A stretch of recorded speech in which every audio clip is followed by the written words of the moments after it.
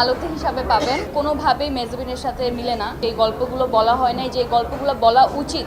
লাইফের যে ইনসিডেন্টগুলো, এর আগে আমার জন্মদিনে আসলে কোনো ধরনের আয়োজন বা বড় কোনো কিছু কখনোই করা হয় না। সামনে আরও ভালো কাজ করতে পারি, আরও নাটক, ওটিটি কন্টেন্ট এবং ফিল্ম নিয়ে আসতে পারি। আমার সারপ্রাইজ খুব একটা ভালো লাগে না। যেই কাজটা দেখি নাই ওইটা নিয়ে আসলে মন্তব্য করাটা একেবারেই ঠিক হবে না। আই হোপ ব্যাপারটা খুব সুন্দরভাবে সলভ হয়ে যাবে। আমাকে কিভাবে পাবেন? আমাকে প্রিয় মালতী হিসাবে পাবেন। প্রিয় হতে পারবো কিনা এটা দর্শকের উপর ডিপেন্ড করবে, কিন্তু মালতী আসলে কোনোভাবেই মেজবিনের সাথে মিলে না, এবং এই কারণেই এই গল্পটা আমার চুজ করা এবং ফিল্ম আকারে এটাকে করার আমার সেই ইচ্ছা বা আগ্রহ। তো আমার যেটা আমি বলেছি, সবসময় এমন কাজ নিয়ে দর্শকের সামনে আসতে চাই যে গল্পগুলো বলা হয় নাই, যে গল্পগুলো বলা উচিত এবং সঠিক সময়ে বলা উচিত। তো ওই জায়গা থেকে আমার মনে হয়েছে প্রিয় মালতী কিংবা মালতীর গল্পটা এমন কিছুই যেটা আসলে এই সময় বলাটা খুবই জরুরি। আর মালতীর সাথে বা মালতীর লাইফের যে ইনসিডেন্টগুলো, সেগুলো আসলে খুবই ডিফারেন্ট, এবং এই ধরনের ক্যারেক্টার আমি আসলে আগে করি নাই। তো আমার কাছে মনে হয়েছে একটা সুন্দর গল্প নিয়ে ফিল্ম হিসাবে এটা আমি আপনাদেরকে প্রেজেন্ট করতে পারবো। স্যাটিসফাইড না হলে আসলে আমি এই ফিল্মটা করতাম না। সব কিছু মিলিয়ে একটা ফিল্ম করার পিছনে অনেক ফ্যাক্টর থাকে। এখানে গল্প হচ্ছে সবচেয়ে ইম্পর্টেন্ট, তারপর আপনার সাথে কারা কাজ করছেন, টিমকে তারা গুছানো কিনা, এটার বাজেট আছে কিনা, এই ব্যাপারগুলো যখন আসলে ফুলফিল হয় তখন একটা ভালো কাজ হয়। তো সেই জায়গা থেকে আলহামদুলিল্লাহ প্রিয় মালতীর টিম থেকে শুরু করে এখানে যেই কাস্ট এবং ক্রু, প্রত্যেকটা মেম্বার নিজের 100% দেওয়ার চেষ্টা করেছে, সাথে আমিও। তো শুটিং যেভাবে হয়েছে বা যেই গল্পটা আমরা বলার চেষ্টা করেছি, এক্স্যাক্টলি ওই গল্পটাই এখন পর্যন্ত বলতে পেরেছি। এখন বাকিটা আসলে দর্শকের হাতে থাকবে, আপনাদের হাতে থাকবে। আমার আজকে মনে হচ্ছে আজকেই, কারণ এর আগে আমার জন্মদিনে আসলে কোনো ধরনের আয়োজন বা বড় কোনো কিছু কখনোই করা হয় নাই। আমি তো অ্যাজ আ পার্সন খুবই প্রাইভেট এবং খুবই নিজের মতো করে থাকতে পছন্দ করি। তো এতজন, এত কাছের মুখ, পরিচিত মুখ সবাইকে মিলে আমার এর আগে কখনো বার্থডে সেলিব্রেট করা হয় নাই। আমার মনে হয় এটাই খুব ডিফারেন্ট এবং মেমোরেবল হয়ে থাকবে। ঘুম থেকে উঠা হয়, আগের দিন রাতে পরিবারকে নিয়ে কেক কাটা হয়, ফ্রেন্ডদেরকে নিয়ে একটা প্ল্যানিং করা হয়, সন্ধ্যার দিকে একটু সবাইকে নিয়ে কোনো একটা জায়গায় যাওয়া হয়, কিংবা তারা বাসায় আসেন, একটু আড্ডা দেওয়া হয়, ডিনার করা হয়। মানে খুবই সিম্পল এবং খুবই নিজের কাছের লোকজনকে নিয়ে খুবই ছোটোভাবে সব কিছু আয়োজন করা হয়। বাট আজকের এই আয়োজনটা অনেক বড় এবং সবাই সময় করে, আমি শুনেছি আরও অনেক ইভেন্টস হচ্ছে আজকে।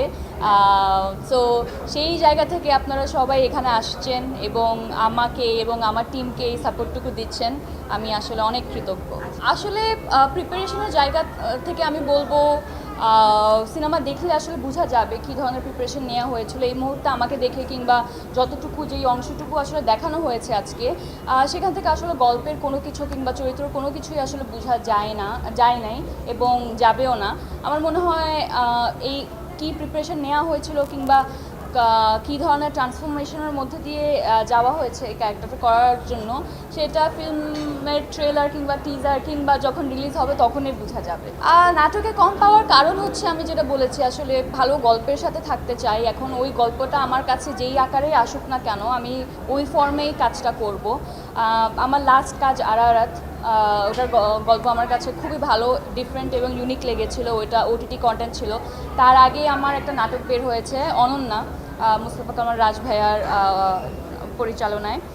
সেটার গল্পটা নাটক হিসাবে আসছিল এবং ওই গল্পটা আমার কাছে দুর্দান্ত মনে হয়েছিল এবং মনে হয়েছিল এই গল্পটা বলা উচিত এবং দর্শক এটা দেখা উচিত।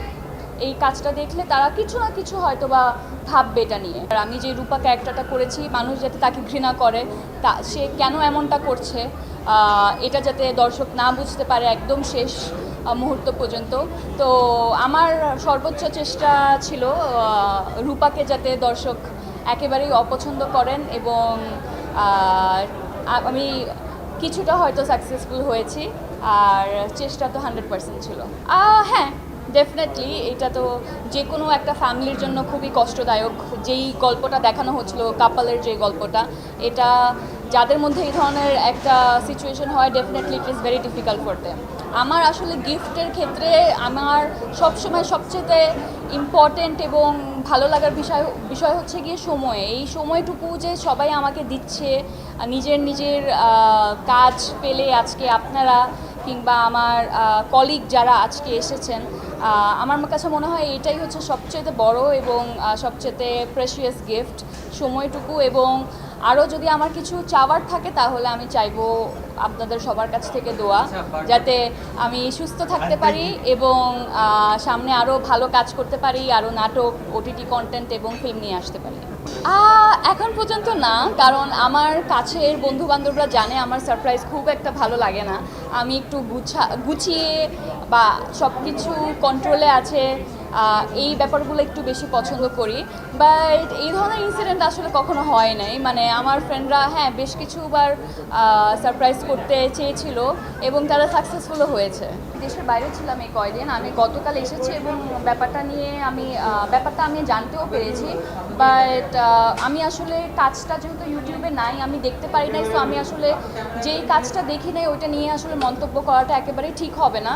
আমার আসলে কাজটা দেখতে হবে, বুঝতে হবে এবং কি ঘটেছে পুরো ব্যাপারটা যদি আমি না জানি আমি কোনো কিছু আসলে বলতে পারবো না, কিংবা না জেনে আমি কোনো কিছু বলতেও চাই না। আই হোপ ব্যাপারটা খুব সুন্দরভাবে সলভ হয়ে যাবে। আর্টিস্টরা আসলে কাজ করে আপনাদেরকে এন্টারটেইন করার জন্যই, মাঝে মধ্যে হয়তো বা ভুল হয়ে যেতে পারে।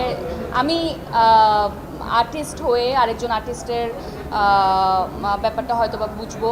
আমাকে যে এই পৃথিবীতে আমার বাবা মা নিয়ে এসেছেন এবং এত সুন্দর একটা জীবন কাটাচ্ছি, এত ভালোবাসা, ভালো লাগা, দোয়া পাচ্ছি সবার কাছ থেকে, আমার মনে হয় এর থেকে ভালো আর কি হতে পারে।